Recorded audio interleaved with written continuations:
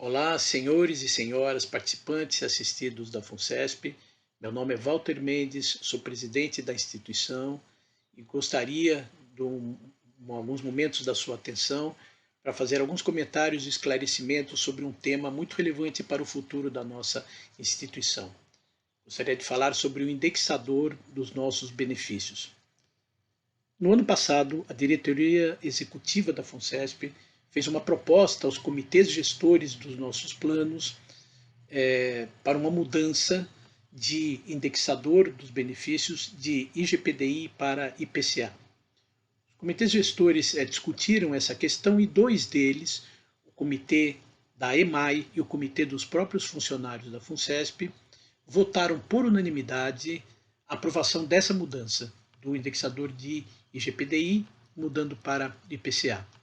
Como rege o Estatuto Social e o regimento interno da FUNCESP, o assunto foi levado ao Conselho Deliberativo, que, por sua vez, dado que tinha sido tomada por unanimidade, o Conselho ratificou as decisões e esses processos, então, foram encaminhados à Previc para eventual aprovação. Os processos ainda se encontram lá na Previc, ainda não temos a resposta. Mas nas últimas semanas surgiram algumas dúvidas, alguns comentários nas redes sociais e algumas dúvidas sobre a legalidade desse processo, porque haveria uma decisão do STJ que proibiria a mudança do índice de correção dos benefícios. Então, em função desses comentários, eu gostaria de esclarecer efetivamente esse ponto. Vamos lá. A decisão de fevereiro de 2019 do STJ trata de um tema muito específico, muito diferente da questão do índice. Essa decisão trata de uma discussão antiga no âmbito que acontecia no âmbito da Justiça do Trabalho, na época em que a Justiça do Trabalho é que decidia questões relativas à previdência complementar. Naquela época, a Justiça do Trabalho entendia que o regulamento vigente na época da adesão deveria ser o regulamento válido para a concessão do benefício, enquanto que outros agentes, como por exemplo vários fundos de pensão, entendiam que o regulamento válido para a concessão do benefício deveria ser o regulamento vigente no momento da concessão do benefício.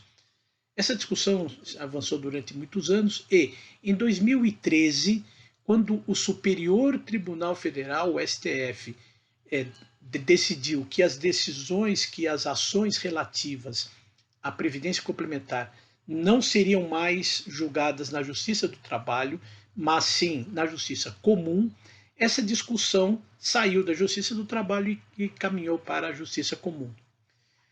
Em fevereiro de 2019, o STJ tomou uma decisão que efetivamente pacificou essa questão e disse o seguinte, dizendo o seguinte, de que o regulamento válido no momento da concessão do benefício é aquele que está vigente no momento da concessão do benefício e não aquele no momento da adesão.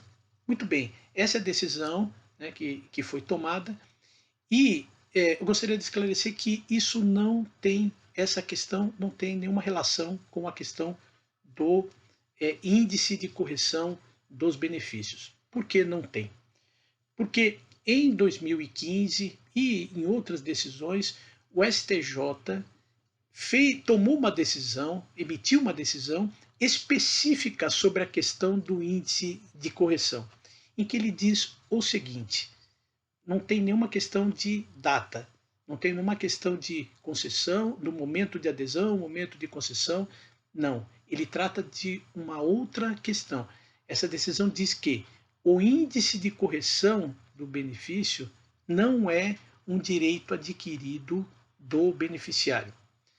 Ele diz o seguinte, existe sim direito adquirido à correção do benefício, ou seja, a compensação da perda inflacionária através da aplicação de um índice de correção, de um índice que meça a inflação.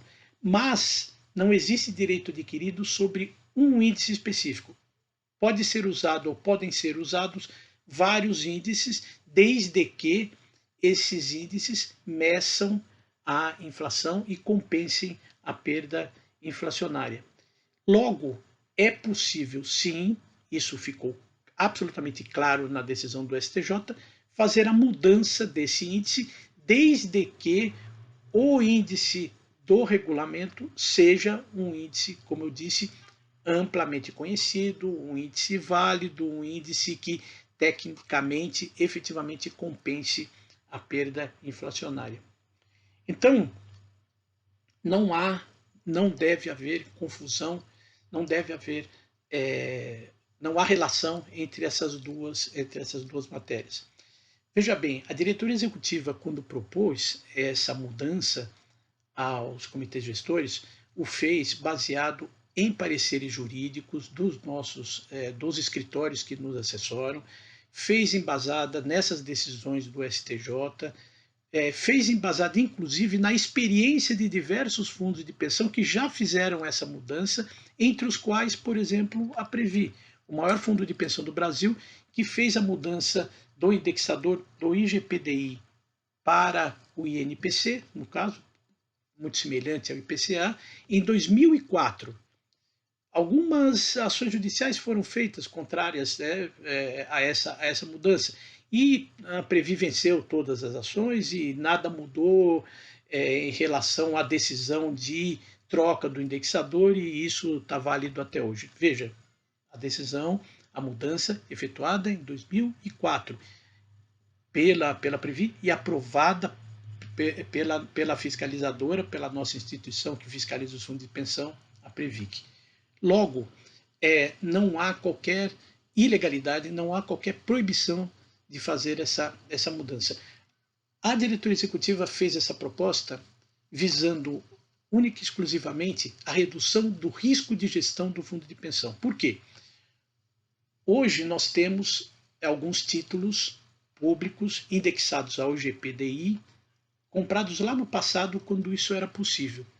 A partir de 2008, ou de 2008 para cá, o governo nunca mais emitiu títulos indexados ao IGPDI. E nem mesmo as empresas privadas emitiram títulos indexados ao IGPDI. Logo, hoje, não há como se comprar, se adquirir esses títulos.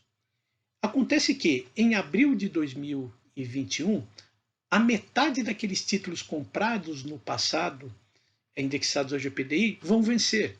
E nós não teremos como repor esses títulos em IGPDI no nosso portfólio, na nossa carteira de investimentos. Logo, isso vai gerar um desbalanceamento dos indexadores dos ativos, dos investimentos, e o indexador dos nossos benefícios. Em outras palavras, esse descasamento, esse desbalanceamento significa o quê? Aumento do risco de gestão dos nossos ativos. E essa é a única motivação dessa proposta da diretoria executiva. Nós, como gestores de fundo de pensão, que temos por obrigação sermos conservadores e reduzirmos o risco naquilo que nós podemos reduzir de risco da carteira, nós temos por obrigação fazer essa proposta. E é isso que nós estamos fazendo. Nós não podemos verificar que vai haver esse desbalanceamento e simplesmente não tomarmos nenhuma atitude. Nós estamos cumprindo com nossa obrigação. Então, espero que tenha ficado claro, não existe proibição de que seja mudado o indexador. Essa decisão de fevereiro de 2019 trata de um tema diferente, não trata da questão do índice de correção. Existe sim o direito adquirido à correção do benefício, mas não que seja aplicado um índice específico, desde que seja um índice válido, seja um índice amplo, seja um índice conhecido, seja um índice tecnicamente correto, pode ser usado qualquer índice para fazer a correção. Logo, a nossa proposta é uma proposta tecnicamente correta e legal. Então, muito obrigado pela sua atenção, espero que tenha ficado claro e até uma próxima oportunidade.